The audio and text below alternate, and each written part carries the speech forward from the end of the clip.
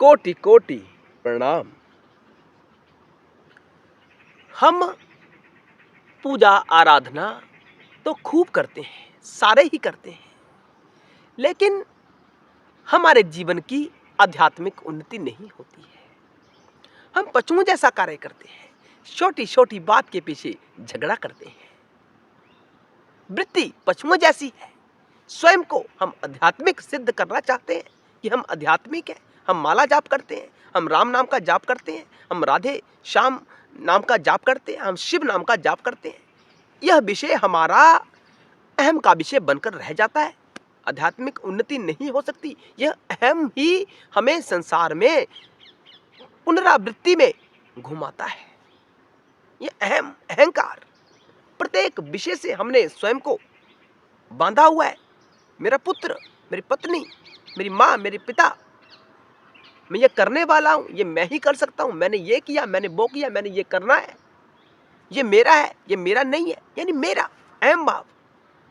ये बड़ी खतरनाक बात है, बड़ी खतरनाक स्थिति है जीव के लिए। जीव को ये छूटने नहीं देती है, फंसा कर रखती है संसार में। कर मेरा मेरा, तू फंसता ही चला जाएगा। शरणागति होनी चाहिए, शंकर जी के शरणागत हो जाओ।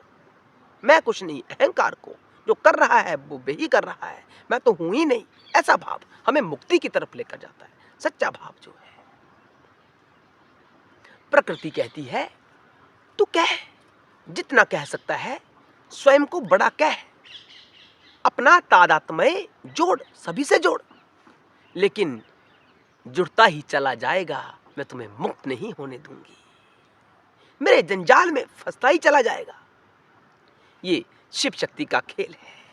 लेकिन एक तरफ ज्ञान जो इस अंधकार को दूर करने वाला है, वो ज्ञान हमें शास्त्र प्रदान करते हैं।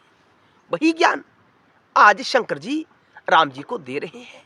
दर्शकों, एकाग्रता के साथ सुनना, अपने अंतःकरण को शांत कर सुनना, अपनी बुद्धि मन को नियंत्रण में करके सुनना, ध्यान पूर्वक सुनना, लाभ होगा।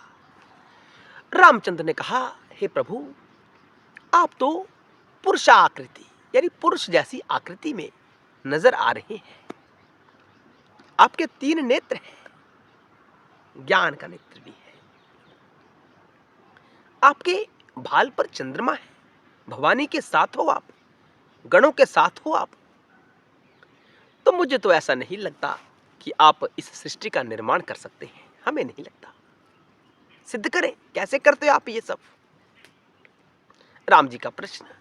आके बाबा ने कहा कि जो यह बातें आपके भीतर उठ रही है ना, संशय, ये संशय होना ठीक है, क्योंकि इसे तो देवता लोग भी नहीं समझ पाते, इसे कोई नहीं समझ पाया। तुम्हारे मन में यह संशय उत्पन्न होना तो कोई बड़ी बात नहीं है। आगे उन्होंने कहा, सुनना, जो यह 5 महाभूत, 14 भुवन, समुद्र, पर्वत, देवता, राक्षस और ऋषि दिखते हैं ना, जो आप देख रहे हो, तथा सधावर और जंगम, गंधर्व, प्रथम गण और नाग दिखते हैं ना, ये सब मेरी विभूति है, यानी मुझसे ही प्रकट हुआ है। या शंकर जी ने अपने विश्व रूप के बारे में कहने का प्रयास किया कि जो कुछ है, 5 महाभूत जो है वो मैं ही हूं, 14 भुवन मैं ही हूं, पर्वत पहाड़ समुद्र मैं ही हूं, राक्षस ऋषि सब मैं ही हूं, प्रथम गण स्थावर जंगम जो पदार्थ जो चल सकता है और जो एक जगह खड़ा रहता है, वह सब पदार्थ मेरी ही विभूति है, यानी मेरा ही स्वरूप है, मेरी ही विभूति है, मुझसे ही उत्पन्न होता है। ये रामचंद्र, इसे मैं ही उत्पन्न करता हूं, मैं ही इसका संचालन करता हूं और मैं ही इसका अंत करता हूं। मैं ईश्वर ही इन सब का कारण है, शंकर जी ने कह दिया यहां। तो यहां से सिद्ध हुआ कि शिव परम कारण है, शिव अंतिम कारण है, शिव का कोई कारण नहीं है, शिव सबका कारण है। शिव तुम्हारे भीतर, तुम्हारे बाहर, सबके भीतर, सबसे बाहर। जो बुद्धि में विषय आ ही नहीं सकता, वहां भी शिव है। जो बुद्धि में विषय आया, वो भी शिव है। सब कुछ, एवरीथिंग इज द शिवा। उन्होंने कहा,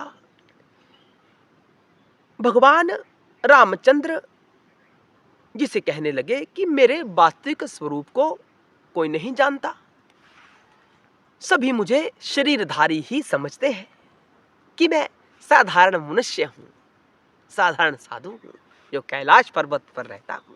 आजकल भी ऐसा ही समझा जाता है ना, जो सोशल मीडिया के ऊपर शंकर जी के बारे में बड़ी बड़ी बातें कहते हैं, वो ऐसा ही कहते हैं ना जो आज रामचंद्र कह रहे हैं। माफ करना, तो ये कोई बड़ी बात नहीं है, किंतु मैं साक्षात ईश्वर हूं, मेरी बात को मान जाओ। एक बार ये ब्रह्मादि देवता मेरे वास्तविक स्वरूप को देखने के लिए मेरे निवास स्थान मद्रांचल पर्वत पर आए थे। उनको भी संशय हुआ था, वो मेरे वास्तविक स्वरूप को देखने के लिए मद्रांचल पर्वत पर आए थे, आपकी तरह उनको भी संशय हुआ था। देवता हाथ जोड़कर मेरे आगे स्थित हुए।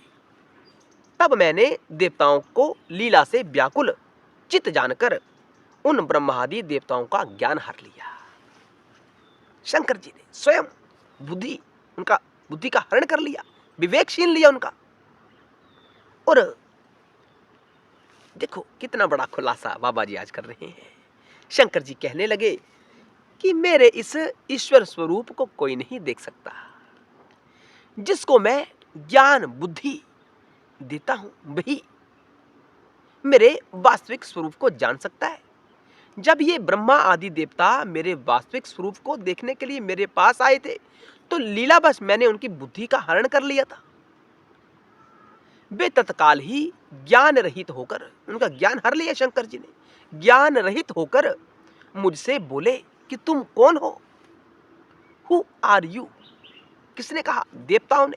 जब शंकर जी ने स्वयं ही उनकी बुद्धि का हरण कर लिया, उन्होंने पूछा तुम कौन हो, तब मैंने देवताओं से कहा मैं ही पुरातन हूं, मैं ही सनातन हूं।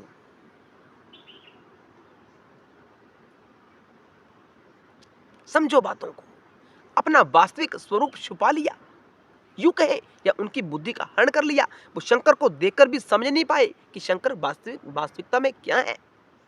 उन्होंने ऐसा स्वरूप बना लिया कि देवता लोग पूछने लगे कि तुम कौन हो? हम तो बाबा के दर्शन करने आए हैं, हम तो परम तत्व के दर्शन करने आए हैं, तुम कौन हो? और हे रामचंद्र, वही संशय आज आपको हो गया है। आप उन्हीं की भांति मुझे भी एक शरीरधारी के रूप में देख रहे हैं केवल। तो दर्शकों, शिव गीता बड़ी रोचक विषय है, मुक्ति देने वाली। जो संशय राम जी के सामने प्रकट हुए, वही संशय आज समाज में पाए जाते हैं। कोई शिव को महापुरुष कहता है कि शिव महापुरुष है, ईश्वर नहीं है, महापुरुष है। कोई शिव को केवल एक वैष्णव आचार्य कहता है कि वैष्णव आचार्य है, या केवल राम का भक्त कहता है कि राम की आराधना करता है। शंकर जी के स्वरूप को कोई नहीं समझ पाया, तो हमारे जैसे तुच्छ जीव की बुद्धि इतनी विकसित कहां हो सकती है कि बाबा को समझ सके। बड़ी बड़ी बातें करते हैं, उनको छोटा दिखाते हैं, यूं ही पाप अपने जीवन में धारण करते हैं। लाभ कुछ नहीं होता, पतन ही होता है। जब हम आत्मा का सत्कार नहीं करेंगे तो आत्मा जागृत कहां से होगा? जब हम आत्मा के बारे में जानने का प्रयास ही नहीं करेंगे तो आत्मा जागृत कैसे होगा?